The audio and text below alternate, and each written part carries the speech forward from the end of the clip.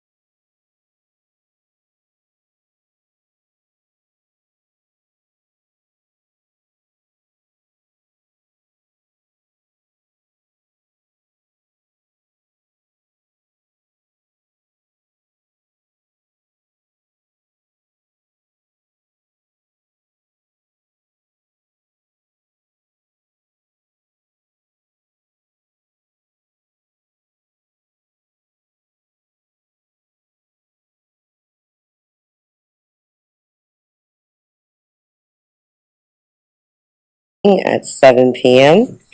Report of action in closed session. There was no action taken in closed session.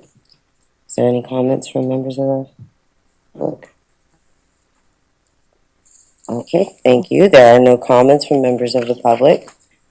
Reports. There are no reports. So consent agenda. We're going to move on to the consent agenda. Action items. All matters listed under the consent agenda are considered by the board to be routine and will be enacted by the board in one motion.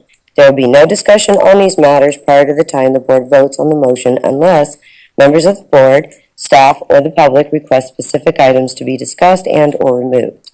Time will be provided before the vote for clarification questions without removing an item from the consent agenda. Do we have a motion to approve the consent agenda? I move that we approve Senate as submitted.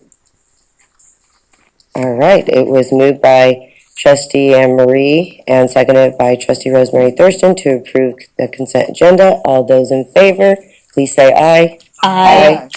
Oppose? Abstain? The consent agenda was passed. Non-consent agenda items. Human Resource Director, Mr. Abate. Hello, good evening. Good evening. Thank you, President Cargo Reed, members of the board. This evening, our first agenda item is we have a new classified manager job description. It is an Assistant Director of Business Services. As we've been realigning some of our departments and realigning some of the titles, we've changed our controller title to a Director of Business Services, but we still hold titles of assistant controllers. So this position would kind of write the titles in the area so that they're all now aligning with what we've been doing as we've been kind of updating the departments. So this is brought this evening for your approval.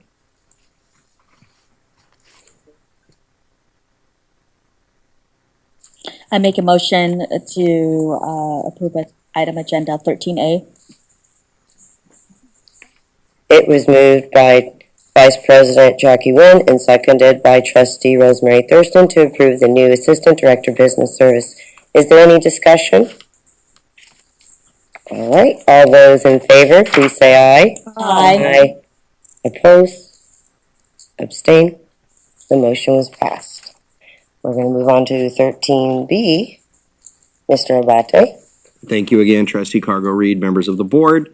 This is our 2026-2027 classified work calendar. We bring this every year about this time to approve our contractual requirements for days off as well as the work schedule for our classified employees.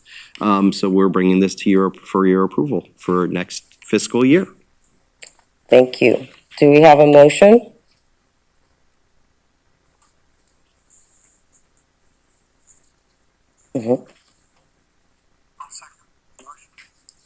Thank you. It was moved by Trustee Rosemary Thurston and seconded by Trustee Honeychurch to approve the classified work calendar of 2026-2027. Is there any discussion? All right. All those in favor, please say aye. Aye. Oppose? Abstain? The motion was passed. We're going to move on to Finance and Administration, to VP Wheat. Hello, good evening. Hello, good evening. Thank you, President Cargo Reed, members of the board. Our first item, item C, is a contract amendment for Salas O'Brien for our hydronic system modernization phase 1 project. When we brought the initial contract to the board, it was for design services only as we assessed our financing under the bond as we went out for the last tranche of the bond. So now we're asking for this amendment to be approved.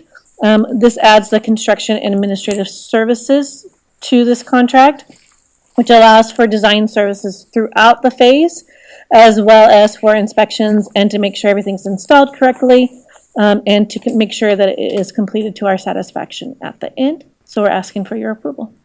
Wonderful. Do you have a motion? I'll make that motion to approve item 13, C, thank you. I second that motion. It was moved by Trustee Quentin Voice and seconded by Vice President Jackie Nguyen to approve the contract amendment 13C. Is there any discussion? All right, all those in favor, please say aye. Aye. Oppose? Abstain? The motion was passed. Thank you, and we're going to move on to 13D with VP Wheat. Thank you. This is for contract amendment number 1 for 196 Architects. This is for, our sand volleyball courts project. As you know, we've had weather delays in getting that project completed. This amendment is for additional administrative services as well as design renovations for the scoreboard that was done. So we're asking for your approval on this. I will just make a note, if you weren't able to go out to the first home match last Friday, it was amazing, and I encourage all of you to attend one in the future. Thank you. Do we have a motion to approve 13D? I'll make the motion to approve 13D. It was moved by trustee Quentin Voice and seconded by trustee Honeychurch to approve 13D. Is there any discussion? Yes, trustee Yeah, I Quentin just wanted Voice. to add to that. Like we're still finishing up gating and other accoutrement that goes with it, but the pitch is playable, and they played their first game on the 27th, and they'll have another game this Friday and another game on the 17th, home games. So we'll have our beach volleyball team up and running, and that's really exciting. A new sport for Solano, first time in a while, so that's really exciting. Very exciting. Thank you so much. So, thank you for that information. Hope we can get times for that as well. Is there is all those in favor, please say aye. Aye. Oppose? Abstain? The motion was passed. Moving on to 13E, Measure Q Bond Spending Plan Update. Thank you again, President Cargo-Reed. With your agenda packet, you have this piece of paper here with the yellow highlights. We're going to focus on the column that is second from the right, the proposed revisions for this bond spending plan. And I'll go through the items that have a proposed change on it. The first one is for the building 1600 modernization as a negative 300. This is our projected savings on that project. We may actually get a little bit more savings, but for right now we're being conservative, and that's what we think our savings are going to be on that project. Moving down to the $216,000 savings, that's for our early learning center expansion. The project is complete, and that was the savings on that project. Going quite a few places down on that, we get to the negative $20,000. That's for replacement substation 5. The design is complete on that. The actual construction's on pause right now, so this is closing out the design phase of that project. And then the big one, the underground hydraulic chilled and hot water loop system that we've been talking about continuously for a while now. This puts money into that project. The $17 million that it'll bring it up to will take care of all of phase 1 and a part of phase 2. So as we're going through this, we're wanting to make sure that we can financially pay for everything as we go through that. Below that, the small capital projects, it's about a negative $2.5 million. This is after much deliberation and discussion and removing of anything that was on hold or projects that were pending that can't get completed were removed out of those projects. So we are going to be focusing on the critical needs of the campus and doing the small caps projects that meet those critical needs. And then below that, we have our program reserve as a negative $1.9 million. That's bringing our program reserve down to where we think it should be for this phase of the bond measure as we're nearing the end of it. And then the $12,000 is our required payment of our treasury fees for the quarter. Are there any questions? And if not, I ask for your approval. Yes. Or if there are, I still ask for your approval. Yes. Do we have a motion to? Do I have a second? It was moved by trustee Murray and seconded by trustee Rosemary to approve Measure Q. Yes, trustee Karima.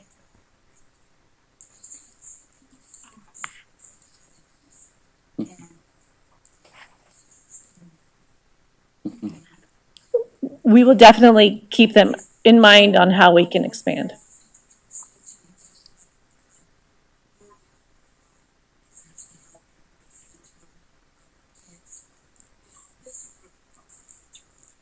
Absolutely. Well, I don't know if we can do it on this bond measure. It's definitely something that we can consider for the next bond if we go out for it. Absolutely. Absolutely.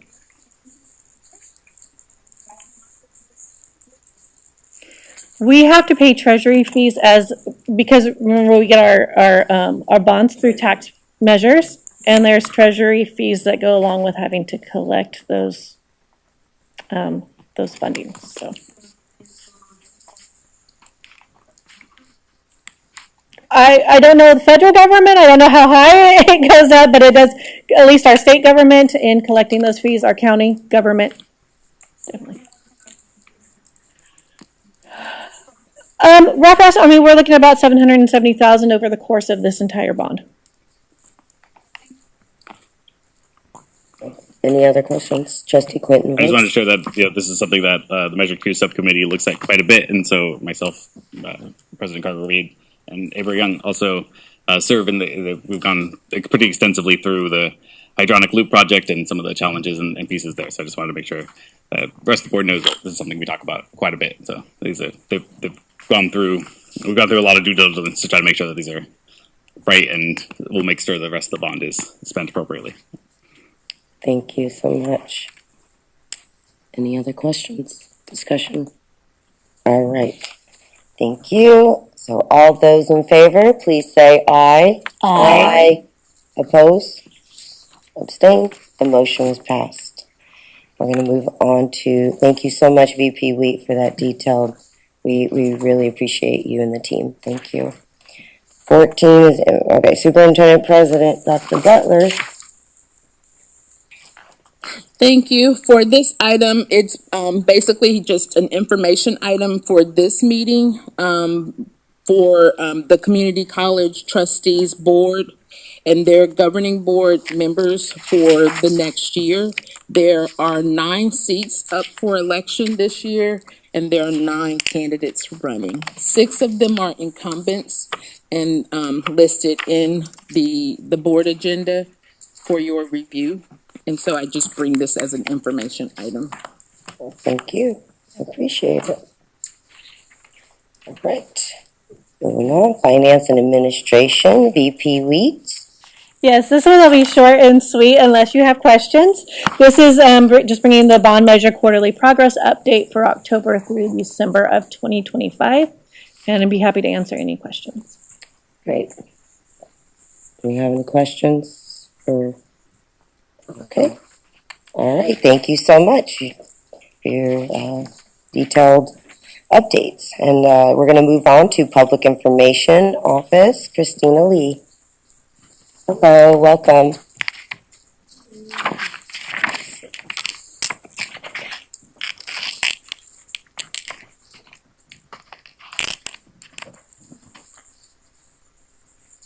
Oh, okay. That's right.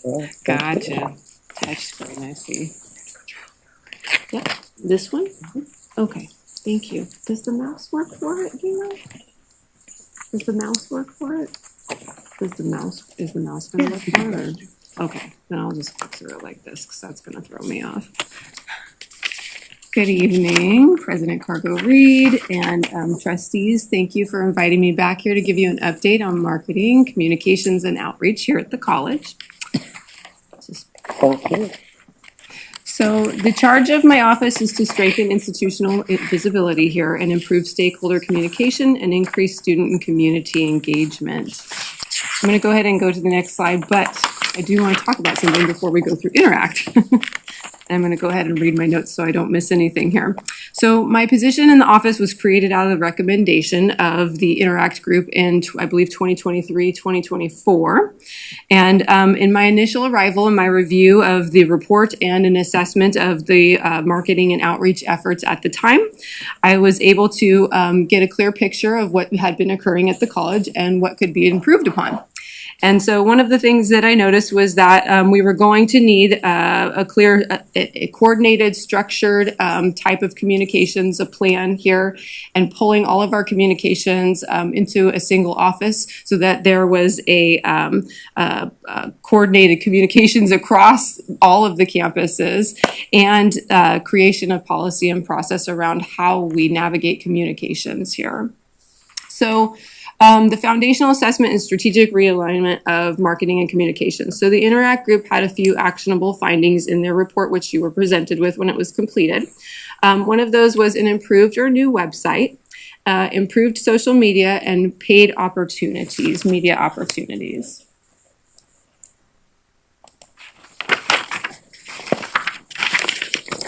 So alignment of communication strategies with institutional goals and student needs. So student success was one of them. So ensuring that students receive clear and timely actionable information about enrollment deadlines, academic pathways, and different support services that we offer were very important.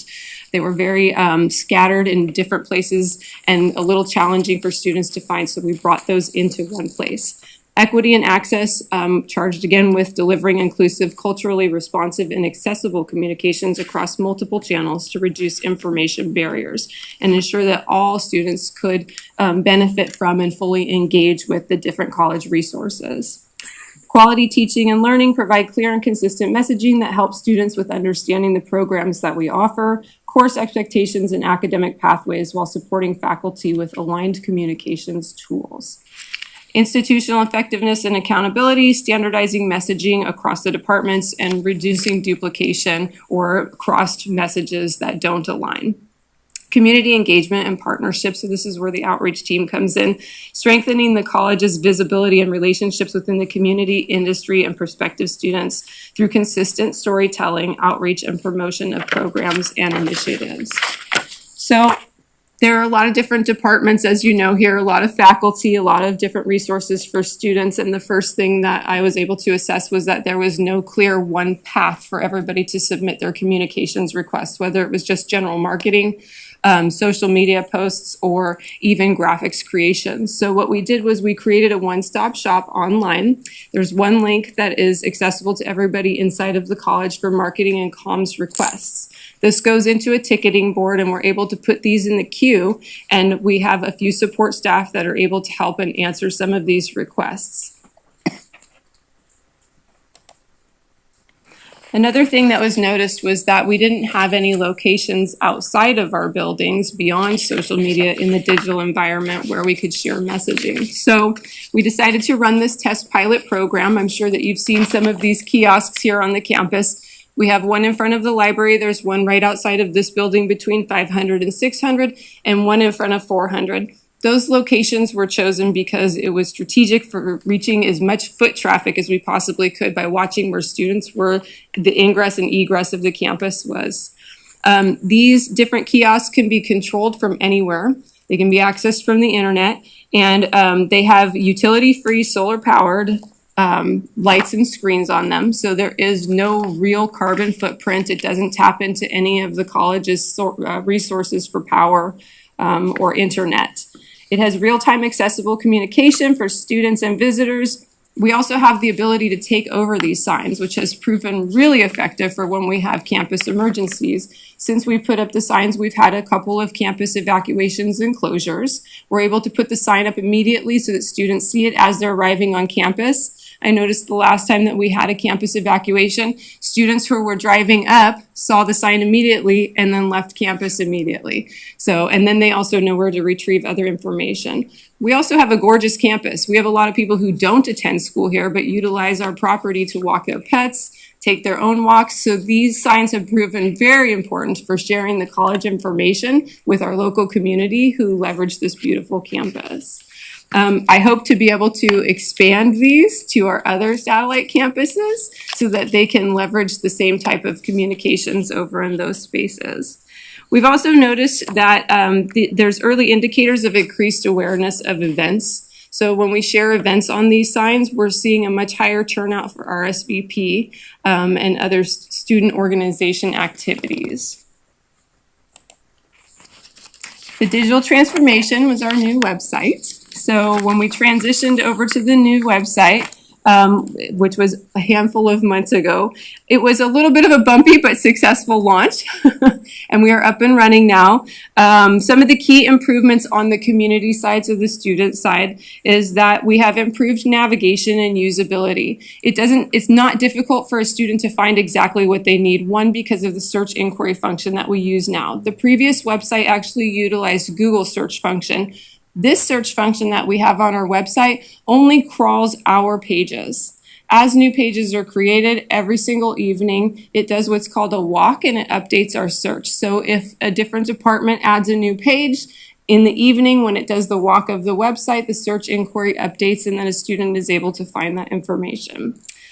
We shifted the focus from the website being less of a digital storage tool and more of a marketing tool. We wanted the students to understand what it meant to be a student at Solano and have a clear place to go and find all of the different things and resources that were available to them. Student organizations, how to apply, how to register for classes. So it's really become a one-stop hub. Most information is less than 3 clicks in for a student now, whereas before they could be clicking 4 or 5 times and sometimes not finding the information.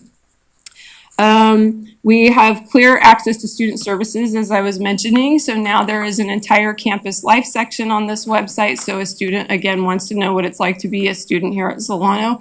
Under campus life, that's where all the information is offered for them on organizations, health and wellness, registering, and the various departments and resources.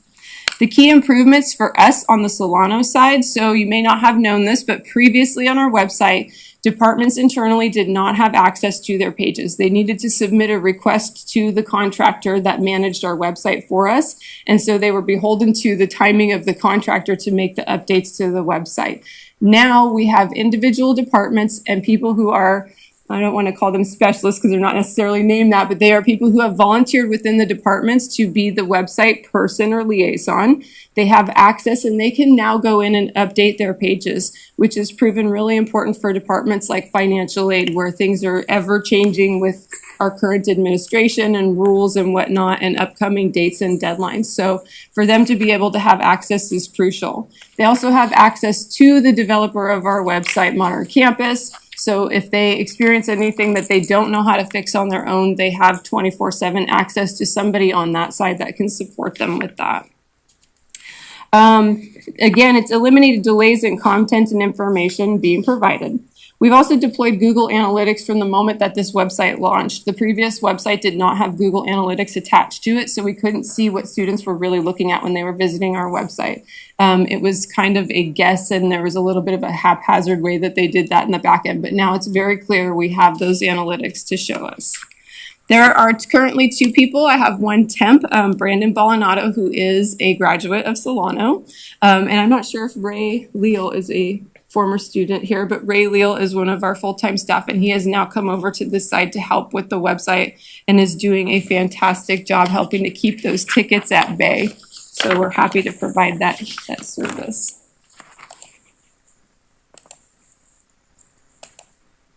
Social media, digital channels, presence, and engagement. So one of the key improvements, and I'm going to pop over to it first, is that what we have done is we've onboarded Hootsuite, which is a software program that it's what I refer to as a social media aggregator. Previously, various departments held their own social media. There wasn't one unified voice. There wasn't any control over branding. So now Hootsuite has pulled a lot of these accounts into one platform where everybody logs into this platform and they can post to the Solano social media accounts through the platform. The wonderful thing about Hootsuite is that there is control over what people are posting and how they post it. So there's tiered level approval and access. And what's really wonderful about this is that we have the opportunity to potentially have students or student interns. We currently have some people in ASSC who have access to it, but they can be monitored and supported, so it can almost act as a way for them to understand what it's like to be a social media manager in a full-time job. So it gives them the opportunity to do that. It gives us the opportunity to have a few more hands in there helping support social media. It is an engagement platform, so we have to have a lot of engagement, right? There's got to be back and forth conversations on there. We need to answer questions for students.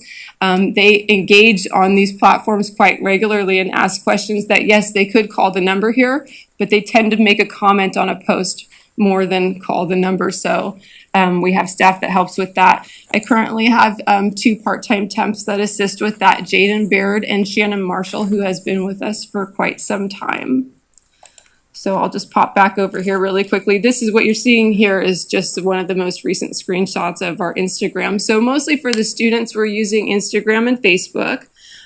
For more professional level, if we're hiring, if we have any acknowledgments or accolades for staff and faculty, we tend to use LinkedIn for those. So we're definitely coordinating with the right social media platforms.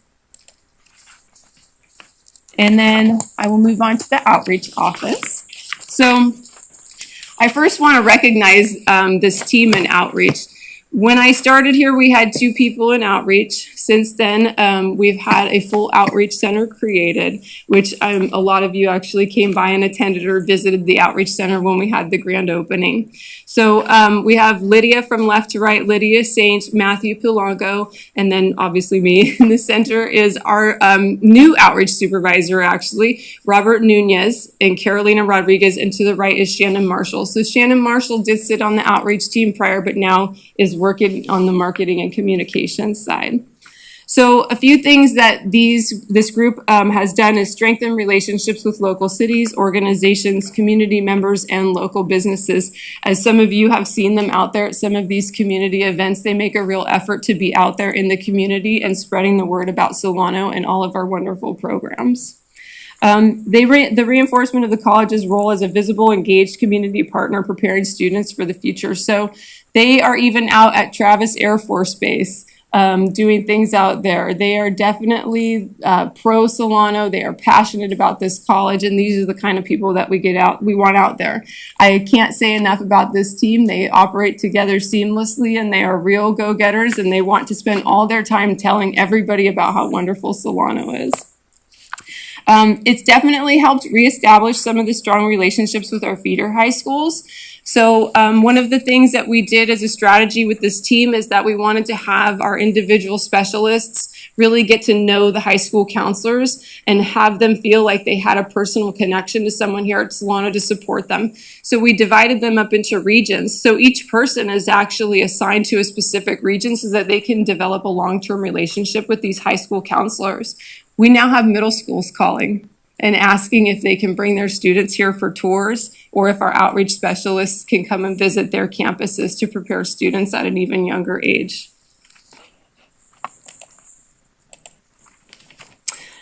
Media and press coverage. So when I arrived here, I had a question about how we actually reached out to media.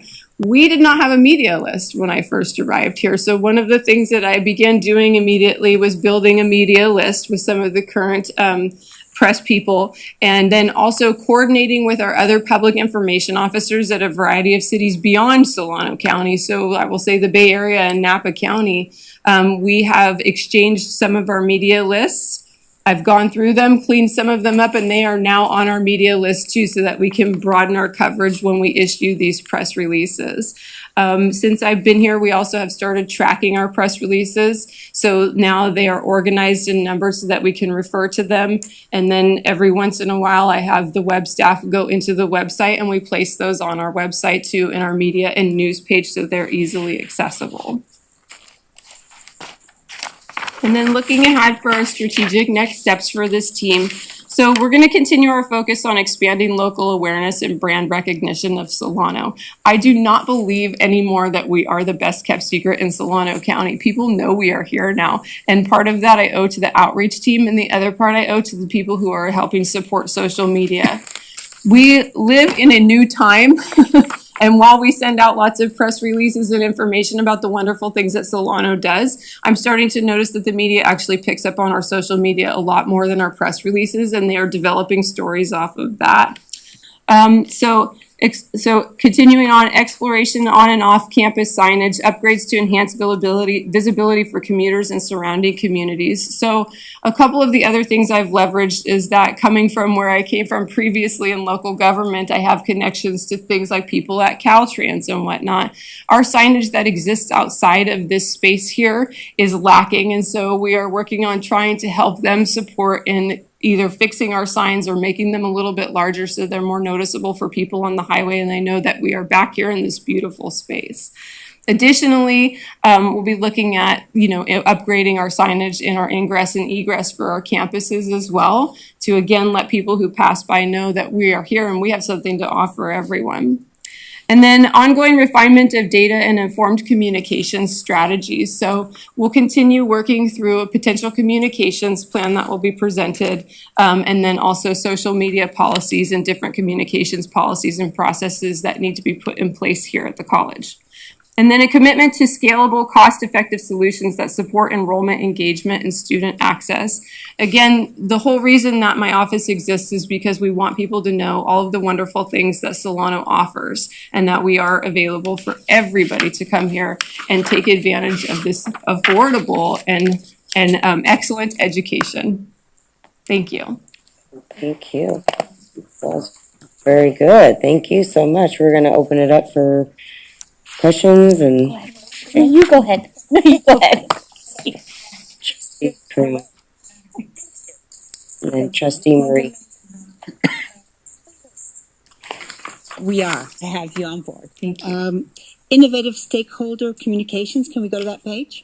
Yes. How many do we have of these?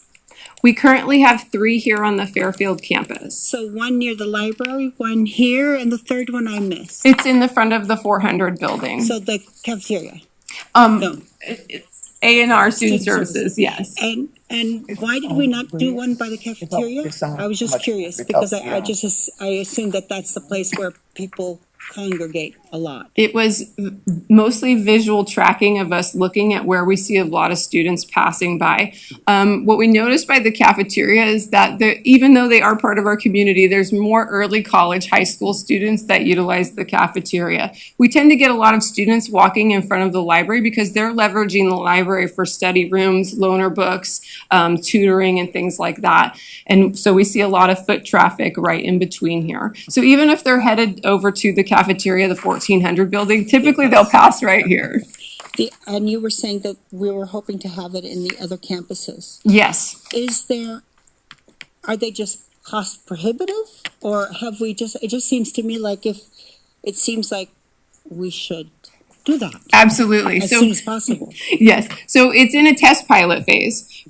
As we've onboarded them here, we are actually the first college to use these signs. They are typically pitched to cities, and that's how I learned about them. And I thought this is a great way to communicate with people on the ground outside of our buildings during our off hours, especially when nobody is here to answer questions for them. So we chose these locations and brought it here to make sure it works. As we've gone through the process, there have been some bugs here and there, right, that we have to work through. And some of it, we've actually helped the SUFA people improve their service. So there's things that I'm requesting of them, and they hadn't thought of it previously because they don't normally put their signs on a college campus, but they're looking to expand their business as well. So this is a great partnership. I would say it's not very cost prohibitive. It's actually pretty well priced for what you're getting. And so once we're done with the test pilot program, if it proves to be something that is really good for our other campuses, absolutely, we will look into funding those at the other campuses. All right, thank you. Trustee Marie? Yes. And then Vice President. Can you hear me? Yes. Okay.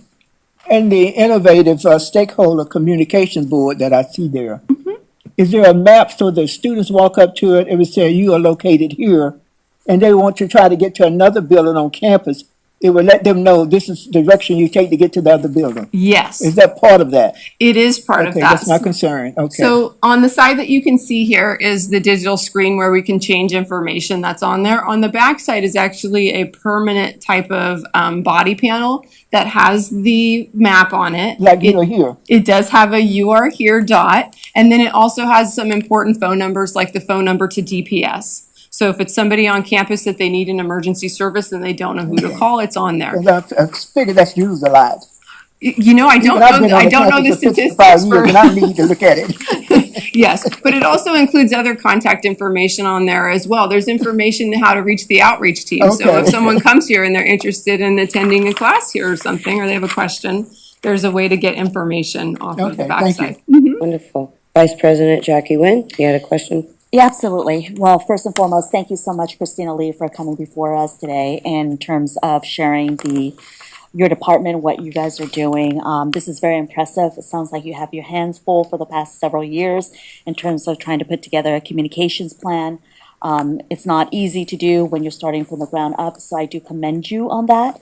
I do have a question in regards to your creation of a one-stop shop online ticketing system. Yes. How long does it take when somebody, a department comes in and put in a request? How long does it take before you respond to that request and get the work done? It depends on the priority of the request. So we ask that people submit requests for things that are events and whatnot that are happening well in advance. We would prefer 2 weeks. So if they submit something and we realize this is in 48 hours, it's going to get addressed right away. Initially, when we launched it, it was taking anywhere from 48 hours to 7 days to complete things just because of lack of staffing. Now that we're caught up to speed, and I do have some part-time folks that can help me clear out that board because I'm also performing some of the work that's on those boards as well. We're getting to it within the same week, if not within 24 to 48 hours. Fantastic. That's great. Another question I have is you mentioned about specialists. Yes. Yeah, for lack of a better term, you mentioned about the specialists to help you in terms of posting and things like that, and Hootsuite, which is a great platform to basically aggregate all of the social media out there. So my question is, for the individual who's posting this, is there a check and balance? Because you also mentioned about a unified voice and a narrative. So is there a check and balance in regards to who's checking to make sure the person is posting? And then what happens if that person leaves the college and is a disgruntled individual? How does one ensure that the platform that they're using or they've been allowed to post is no longer going to be, have access to it? Thank you. Very important for me. And so that was something they took into consideration when I brought this program on for us. So I have admin control. As soon as somebody leaves, their credentials get turned off. Everybody is on tiered approval access right now. A post cannot be direct posted without me approving it. So I have to read it and look through it. And so far, pretty good. We've only missed things on dates, occasionally here and there, but they get caught before they go live. And part of the reason that I wanted to have that control as well is because, as you know, as a government entity, once we post something, we can't just delete it. It has to be archived properly before we can remove it and store it in a certain place. So we try to mitigate that by making sure that the information that goes up to begin with is not going to have to be archived and pulled down. Wonderful. Thank you. May I have one last? Oh, yes. Trustee Quinton Voice, please ask your question, then we'll go back. Yes.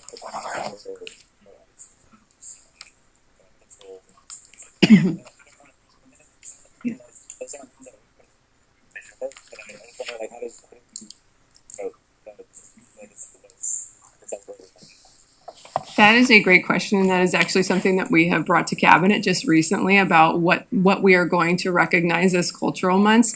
So right now what is coming up is it's kind of an amalgam of what our other partners in education have been posting about, and we've kind of just followed suit. So that is part of the plan moving forward, that there will be a development of a calendar and how we celebrate and honor these different days. Thank you. Trustee. No, go ahead. You go. Go ahead. Trustee I have a lot of Kara, go questions. ahead. okay. Thank you. I just have one final thing is you mentioned towards the end about media and press coverage and how you've been working with other cities and individuals that you work with in the past and to share the media list. I think that's very innovative for you to do so because, part of the, we're not just trying to reach Solano County, but we're also trying to reach outside of Solano County to let people know about the work that we're doing. So kudos to you in regards to that, and also the fact that the media outlets are picking up your social media posts, because I always consider that as a communication specialist as a win. Yes, thank you. All right, thank you, Trustee Kramer. Getting back to the stakeholder communication, so it's kind of like a school bulletin board, right? Yes. Okay, so I've been wondering, like, for example, the volleyball game that I missed. I would have loved to have gotten a notice on my text that morning saying volleyball at 12 o'clock. Have we ever thought about doing that? I get notices if the water gets cut off, if there's something, but a lot of this stuff, I think, we don't want to inundate people, but just maybe once a day, this is what you can do at Solano. Have we thought about that? Yes, and My only concern with that is oversaturation of communication. We don't want people to opt out of these very important services that we use, especially when it's times of emergency, evacuations, things like that. We need people to stay connected. And so if we are consistently sending out notifications and messaging that people don't identify with or doesn't have any meaning for them, they will start to opt out. And then we have no way to get them back in. So we're very selective with the messaging that we put out and when we put out. When you're talking about text messages, I believe you're referring to the Remind system, which is currently housed in IT. They send text messages. My office doesn't have the capability of sending text messages to students. But what we do is there is a calendar on this sign. And so any important dates, athletics, those are coming up. Another thing that we added to the website, because we removed the banner feature that used to be on our old website and people would randomly put events up there. Now what we've done is just two rungs below that banner on the website, there's actually a featured events calendar that you can click through and it will take you to the whole calendar, but it shows the ones that are highlighted. And we do have games on there. So people have the option to go into the calendar on the website. If they only want to see the upcoming athletic games, they can subscribe to the RSS feed specific to athletics. Okay, good. Thank you for that. Going to community engagement and visibility. Yes. So you said that the middle schools are calling us now and asking for whatever they need, right? Yes. Do we call our feeder colleges and offer our services? Are we, when high schools, do we actually call and say, hey, we'd love to do a Solano Community College Day or something like that? Yes, absolutely. And we know that there's certain times of year when they can really benefit from our services. So we definitely want to get a jump on when high school counselors are talking to their juniors and seniors about what are you doing when you leave here? And so our outreach specialists are very aware of what those dates look like. And in developing the relationships with the high school counselors, they are in contact all the time. So the outreach specialists also use Basecamp. And that's how they communicate with the high schools. So if they have something that they want to broadcast out widely to all of the high schools, that they're going to be somewhere at an event, or we're hosting an event, or we have openings for providing tours, or whatever it is that they need, they post that on Basecamp. I'm on there as well, and I see the interaction back and forth between the high schools and the outreach specialists. Okay, now the only measure of whether the outreach is working is if our student base increases. Do we keep numbers? Yes. So forgive me, I do not have those numbers tonight, but I'll be more than happy to bring them back to you. So one of the reasons that we promoted Robert Nunez into the supervisor position was so that he can take on the data tracking and analytics for this particular group so that we can make sure that their efforts are measurable and all of their things are data driven. So everything that they do. So they're even researching what type of turnout they're getting from very specific events to see if there is a return on investment for us attending specific events. Okay. My last question. Okay. My And then I have a last question. Yes. We've Go ahead, talked trustee. about telling the graduating classes in our feeder schools that they've been accepted to Solano Community College. Some colleges do that. Are we thinking about doing that? Have we basically sending all the graduated students or graduating students a letter saying you've been accepted to Solano Community College? We have not, but thank you. I will share that with the outreach team. So the, in our meetings with Vallejo Unified School District, we have started those conversations, and so the possibility is maybe we start with Vallejo and then broaden out to the other school districts. Oh, good. Good idea, thank you. Yes, instead of starting with Fairfield and spreading it out.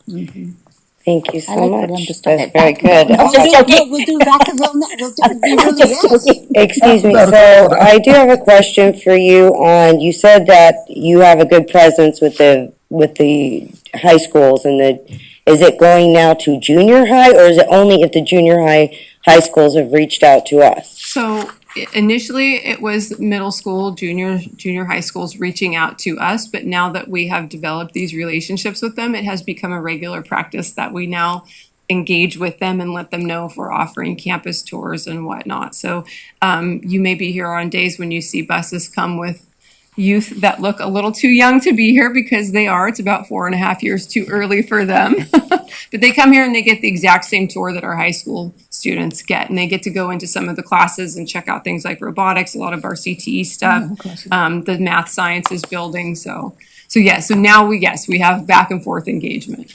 Okay, trustee I Ann? would like to ask Dr. Keller this question. When I was teaching here, the local high schools used to have a day when the students would come up on buses and they would come around to our classrooms, even when we were lecturing, and they told to be quiet, and they would see, when the teachers are teaching what they're teaching, and then they quietly leave. And I think they did that for the whole campus. Is that still going on, I wonder? And I wonder, it'd be interesting to find out how many students, as a result of that, piqued the interest and wanted to come here. So I don't know what day you're referring to, but there are opportunities for students to come and visit. Yeah, but they would did bus roads with activity from the high school, local high schools to do that on a yearly basis. Maybe, was it before COVID? Yeah. Oh, that's when I was teaching here, and I retired in 2005. I don't know that we do that, but we do have an opportunity for students to sit in a class if a faculty member makes that available. And then we do have, and I don't remember the name, but we have a day where students are invited to come on campus to see individual, but not as a school activity. We invite them to come. You invite them, okay. So that is part of the tours occasionally when they've made accommodations with some of the instructors and faculty. The students have been able to quietly go into classrooms, watch some of the instruction, and then move on. And I mentioned robotics because that is one of our more popular ones because they have a robotic dog out there that does tricks. Probably dog tech probably too. Yes. So the students really love to engage in that. And those particular instructors aren't usually running classes during that time, but they do give some of our students during the tours some instruction. So they explain to them, this is what you will do here. Here's some of the things that we teach. And then the students actually get to do things hands-on. So there's some of the lathe machines and whatnot in there, and they get the opportunity to put a little piece of metal or plastic in there and then watch the machine work so that they can see all this high-tech equipment that we have and what they can do here. Thank you. I also wanted to make mention that you do have a very good, that our college has had a good presence at the Buckingham Charter School. They've had a great presence at the Vaca High School. So in Vacaville, we're doing a lot to get Solano out there. We have young youth, the dual enrollment, and I'm hoping that we will be able to just focus, what we're doing in Vacaville does work. Yes. So I hope it does expand to the other cities because it's really nice to see that. Like, even I didn't know that we were out there, but our wonderful outreach team was there. I was like, wow, I should have showed up. I want to see what's going on because I have seen the robotics. I have seen how they've engaged the youth, and it makes them curious, and then they come here and they usually stay here. We've had a pretty good track record with that. Yes. So, yes. Thank you so much. Yes, Vice President? I just have one final question. I apologize. Don't apologize. So with the communications team, who creates the social media graphics and who writes the PR? Is it you, Christina? I write the press release. I do occasionally create some of the social media posts. And then Shannon Marshall helps create social media posts and graphics as well. And Jaden Baird, who is they're both part-time people. So my last thing is, this has been a great presentation. I've been looking forward to this presentation because I think there's nothing more important than communications, because the only way people are going to know what we're doing here on the inside is the communications that's out there. So kudos to you and the team. My last parting thought is, what can we do to support you to ensure that we enhance the visibility of Solano Community College? Thank you. I appreciate that. I think just being out and helping us spread the word about the college right now is the best thing that we can do, and talk about our programs and talk about our culture here on campus and our students. Our campus isn't the size of Berkeley. It isn't UCSF. It's more like a family, and I think that this is a very safe and comfortable place for students to come. And if you are approachable when you're out and you see our potential students and stakeholders, they will understand what it is to be part of the Solano Community College community. Thank you. I did want to ask you, you say there's I do know that we have a lot of clubs, we have a lot of activities. But yet, I have had students make mention, they don't even know what kind of clubs we have. So have we done better with the website? I should have double checked. I'm just gonna put you on the spot on that. So we have increased the visibility of what type of clubs we have.